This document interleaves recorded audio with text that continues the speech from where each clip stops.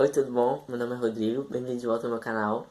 E hoje eu pretendo falar um pouco mais sobre o método Cornell e como eu pretendo fazer minhas anotações em sala de aula em 19.1.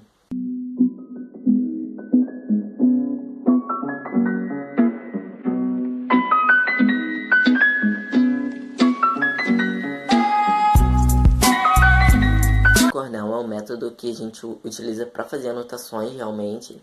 Ele se baseia em dividir a folha em três campos, né? O campo de anotações, o campo de resumo e o campo de tópicos, né? Como tá aqui nessa foto aqui que eu postei lá no Instagram. Eu já testei o método Cornell para ver se ele se adequa a mim. Eu acabei eliminando esse terceiro campo de resumo, porque ele não funciona muito para minha lógica de estudos, né? Eu costumo fazer resumos após, quando eu chego em casa, então ter dois resumos da mesma matéria não é muito funcional para mim. Eu não tenho tempo para ficar fazendo resumo de dois resumos de cada matéria. Eu não chego nem a fazer resumo de todas as matérias, né? Porque não tem tempo realmente para você fazer tudo isso. E eu cheguei a testar, gostei da aplicação que ele tem e pretendo utilizar ele agora em 19.1, porque eu já venho tendo uma dificuldade em achar um método de anotações para sala de aula, porque eu acabo não achando um método, então eu acabo não anotando. Então, essa questão de eu não anotar, eu acabo ficando muito distraído na sala de aula e não presto atenção. Se eu presto atenção na aula, eu tenho muito mais facilidade para aprender o conteúdo em casa. Então, se eu tenho muito mais facilidade para aprender em casa prestando atenção na aula, eu vou prestar atenção na aula, faz sentido, né? Então, esse método Cornell é um método que eu vou utilizar para tentar me focar mais e conseguir fazer uma anotação em sala de aula. Eu ainda estou vendo como eu vou adequar ele a diferentes disciplinas e diferentes tipos de professores, né? Porque os professores não são todos iguais, tem alguns que usam mais a lousa, tem alguns que gostam mais de slide, tem alguns que falam muito e não escrevem quase nada.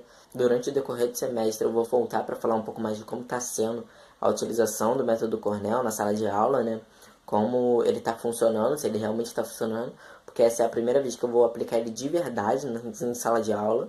Eu cheguei a testar ele em casa, né, fazendo alguns resumos, algumas anotações sobre inglês, coisas mais simples, né, que eu acabo fazendo by myself. Então, não tenho professor lá me explicando, né, eu estudo sozinho. Então, nesse sentido tá dando certo, mas eu quero ver como ele vai se adequar em sala de aula mesmo. Explicando um pouco mais específico sobre o método Cornell, né. Voltando aqui com a foto do Instagram, como vocês podem ver, eu separo em três tópicos, mas eu vou usar só os dois, né? O 1 e o 2. Utilizando esse 1 e 2, no 1 eu vou fazer as anotações que o professor passar.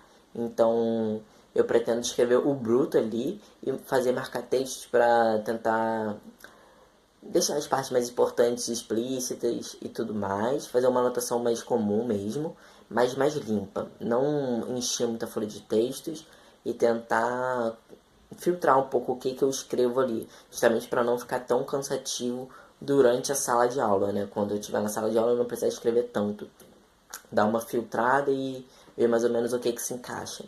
Nessa área 2, a área de tópicos, no campo 2, que é o campo de tópicos, eu pretendo colocar as fórmulas, porque a gente de exatas tem muito isso, né? Tem muita fórmula, tem muito jeito de fazer, não tem tanto significado assim, né? A gente não puxa tanto significado das palavras. Então eu pretendo colocar mais fórmula. Eu ainda não decidi se eu vou colocar o título nessa parte de 2, na direção do texto, ou se eu vou colocar na parte 1 mesmo, né? No campo 1.